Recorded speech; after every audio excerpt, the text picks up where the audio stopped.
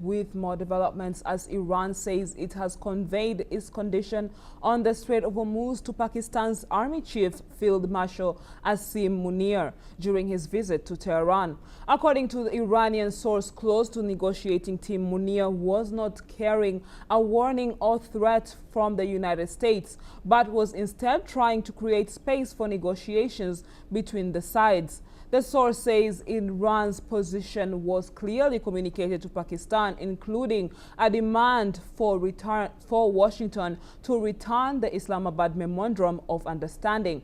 Iran said implementation of the memorandum's provision, including a clause linked to arrangements regarding the Strait of Hormuz, is among its key conditions. The Strait of Hormuz remains a critical global energy route, with tensions around the waterway rising amid ongoing confrontation between Tehran and Washington. Pakistan is now expected to relay Iran's position to the United States as diplomatic efforts continue.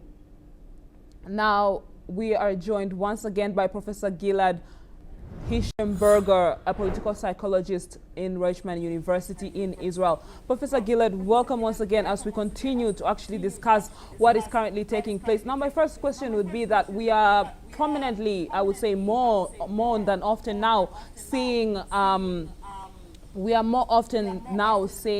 Pakistan being the mediator between the U.S. and Iran, while previously it was Oman. Now, why do you think that is? Is it because of the threats that I would say the United States President Donald Trump had issued to Oman during the discussions, while it was in discussions with Iran concerning the Strait of Hormuz?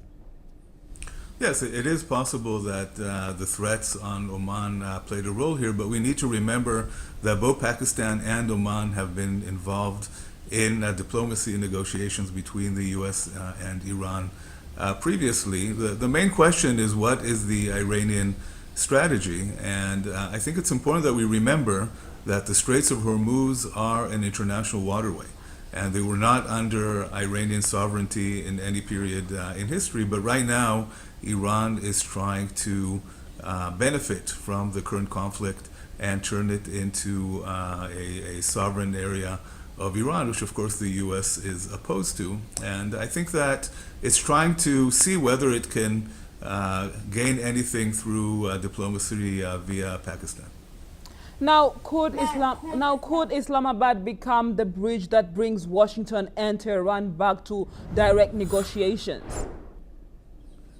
I'm highly skeptical of that. I think that we do need to give negotiations a chance. I think Pakistan is a relatively odd country for diplomacy. It itself is a fundamentalist, non-democratic country, and I don't see how they are going to be the ones to bring to a diplomatic breakthrough. But you know, we need to keep our hopes up, because the alternative, of course, is something nobody wants.